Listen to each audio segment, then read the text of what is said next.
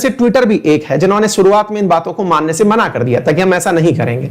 और भारत सरकार और ट्विटर के बीच लंबे समय से चली आ रही इसी सोशल मीडिया गाइडलाइंस को लेकर के जो खींचतान है, इस खींचतान में अभी एक ऐसी घटना हुई जिसके चलते हुए बहुत ज्यादा मार्केट में मतलब सुर्खियां तैर गई कि यह सरकार विरोधी कार्य किया।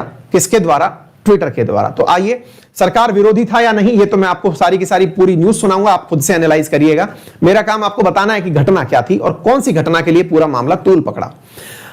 वेंकैया नायडू, राज्यसभा के चेयरमैन और भारत के उपराष्ट्रपति, इनके नाम के आगे ब्लू टिक लगा हुआ था। उस ब्लू टिक को ट्विटर ने हटा दिया। क्या है, आइए मैं बताता हूं। साथियों, ट्विटर ने किसके अकाउंट से ब्लू बैज वेरिफिकेशन हटा करके वापस लौटा दिया था? तो वो है भारत के उपराष्ट्रपति। 2 घंटे बाद वापस पकड़ा दिया गया। ब्लू बैज होता क्या है मैं आपको बताता हूं।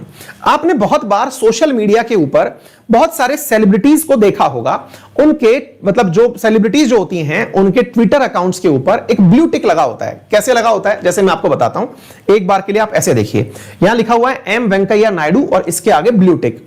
इस ब्लू टिक का जो लोग मतलब नहीं समझते उन्हें मैं बता देता हूं होता क्या है, इसका मीनिंग होता क्या है। साथियों, असल में जब आप लोग किसी व्यक्ति को फॉलो करते हैं तो बड़ा डाउट यह होता है, जैसे मेरे पास भी बहुत सारे बच्चे जब मतलब टेलीग्राम पर मैसेज करते हैं। अब मेरे पास 2 टेलीग्राम चैनल चल रहे हैं, जैसे जीके भाई अंकित अवस्थी सर 2 लाख बच्चे हैं, है ना, अंकित अवस्थी सर पर 50-60 हजार बच्चे हैं। अब कोई बच्चा उनमें से ढूंढ करके मुझे पर्सनल कोई मैसेज भेज रहा है। अब मैसेज भेज रहा है तो मुसीबत यह है कि बहुत सारे लोगों ने टेलीग्राम पर मेरे नाम से बहुत सारे ग्रुप बनाए हुए हैं। बहुत सारे ग्रुप बनाए हुए हैं तो मेरे नाम से फेसबुक पर भी जीके भाई अंकित अवस्थी सर चल रहा है, मतलब जो कि मेरे द्वारा बनाया हुआ नहीं है। तो होता क्या है मुसीबत कि अगर आप कनेक्ट करना चाहते हो किसी से तो दिक्कत यह हो जाती है कि वो व्यक्ति सही है या फर्जी है नहीं पता। और ऐसी स्थिति में बहुत ज्यादा चीटिंग्स हो जाती हैं। जैसे मान लीजिए कि कई बार बच्चे फोन मैसेज करते हैं, पूछते हैं सर ये आप ही हो ना। तो अब ये बात सुनकर के मुझे भी लगता है कि चलिए कम से कम बच्चे को ये तो पता है कि फेक भी कोई चीज होती है। लेकिन कई बच्चे, अरे ये तो सर का ही नाम है, मैंने 2 लाख लोगों में 2.5 लाख लोगों में सर को खोज लिया, तो चलिए मैसेज कर लेते हैं। अब वो किसी और के लपेटे में आ गया क्योंकि कईयों ने अंकित अवस्थी नाम रख रखा है। अंकित अवस्थी नाम से कोई मतलब यूट्यूब चैनल पे कम से कम कोई 10 चैनल बने हुए हैं, ठीक है, और मतलब सब तरह से चैनल बने हुए हैं। कहीं व्हाट्सएप चल रहा है, मतलब टेलीग्राम चल रहा है, कहीं कुछ चल रहा है, कुछ ना कुछ जारी जरूर है।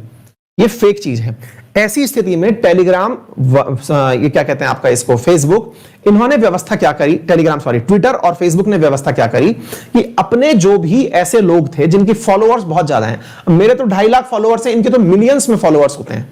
अब इन फॉलोअर्स को कंफ्यूजन ना हो कि किस आदमी के उन्होंने ट्वीट को रीट्वीट कर दिया या किसके ट्वीट पर कमेंट कर दिया, कहीं वो फर्जी तो नहीं। ऐसी स्थिति में इन्हें एक व्यवस्था दी गई जिसे ब्लू टिक कहते हैं।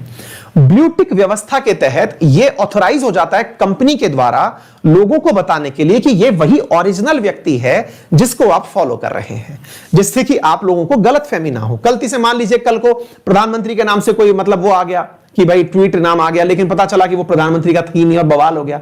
ऐसी स्थिति से बचने के लिए यह व्यवस्था फेसबुक के पास भी है और आपके ट्विटर के पास भी है। ट्विटर ने वर्ष 2017 में यह व्यवस्था हटा दी थी, सस्पेंड कर दी थी। मतलब यह हुआ कि वो रिव्यू नहीं कर रही थी, जिनको ब्लू टिक दे दिया, उसके बाद में वो ब्लू टिक बांट नहीं रहा था। उसके बाद में 2020 में लोगों के कहने पर कि भाई आपकी इस कमी के कारण बहुत सारी मुसीबतें हो रही हैं, ट्विटर ने फिर से कहा कि ठीक है चलिए, अगर आप लोग कह रहे हैं तो हम वापस से ब्लू टिक व्यवस्था लेके आते हैं।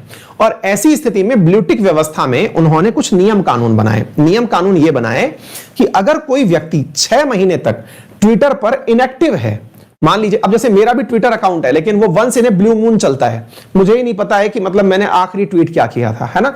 तो अब आप कई दिनों से इनएक्टिव हैं, तो कई दिनों से आप इनएक्टिव हैं तो ट्विटर आपका ब्लू टिक हटा देगा। ब्लू टिक हटा देगा से मतलब हुआ कि आपने अगर उस पर कोई एक्टिविटी लगातार 6 महीने से जारी नहीं है तो फिर वो आपका डेड अकाउंट है। ऐसी स्थिति में आपको ब्लू टिक का कोई फायदा भी नहीं हो रहा है, तो फिर क्यों आपको दिया जाए, ब्लू टिक हटा दिया जाएगा। ये इसकी पॉलिसी है। और इस पॉलिसी के चलते वेंकैया नायडू जी, साथ में इनके जो मतलब सरसंघ चालक हैं, मतलब जो आरएसएस के कई बड़े प्रतिष्ठित नेता जो हैं, उनके यहां से ब्लू टिक हट गए। इनके ब्लू टिक हटना ये अपने आप में इस बात को दिखाता है। और दूसरी बात, जैसे ही वापस इनकी शिकायत की गई तो वापस ब्लू टिक लौटा दिया जाना, यह दिखाता है कि कहीं ना कहीं इस घटना में कोई ना कोई और चालबाजी भी छिपी हुई थी। अगर यह नियमों के साथ ही हुआ कार्य था तो फिर 2 घंटे बाद आपने लौटा क्यों दिया, अपने नियम पर टिके रहते। लेकिन आपने 2 घंटे बाद ब्लू टिक लौटा दिया, अरे सॉरी हमसे वाइस प्रेसिडेंट ऑफ इंडिया का ब्लू टिक हट गया था। और यह मुद्दा काफी ज्यादा वायरल हुआ और इस मुद्दे के अंदर मतलब काफी ज्यादा, इनका जो आखिरी ट्वीट है वो जुलाई 23 2020 का है, एम वेंकैया नायडू जी का। 1.3 मिलियन फॉलोअर्स हैं, लेकिन इनके द्वारा एक्टिव ना रहने के कारण ट्विटर का कहना है कि हमने हटा दिया था, लेकिन वापस इनको लौटा दिया गया कि साहब वापस ये तो वही हैं कि भाई हम इनको मतलब लौटा रहे हैं, ये काम हुआ। ऐसे ही मोहन भागवत जी जो हैं उनका वो हटा दिया गया। बहुत सारे लोग ऐसे हैं जिनके ट्वीट्स अभी तक भी ट्विटर ने मतलब वो कर रखे हैं, ब्लू टिक कर रखे हैं। तो लोगों का कहना है, क्योंकि पूरा आईटी सेल लग जाता है जांचने में कि क्या केवल इन्हीं के साथ हुआ या औरों के साथ भी हुआ, तो औरों के साथ अभी भी ब्लू टिक बरकरार है ना, जो लोग नहीं हैं उनके साथ भी ब्लू टिक बरकरार है। तो ऐसी स्थिति में ये बड़ा बवाल है। फिलहाल के लिए आप इतना समझ जाइए कि ब्लू टिक होता क्या है, और ब्लू टिक जो है वो ट्विटर का वेरीफाई करने का एक तरीका है, ठीक है ना। उम्मीद है आपको ये बात पूरी तरह से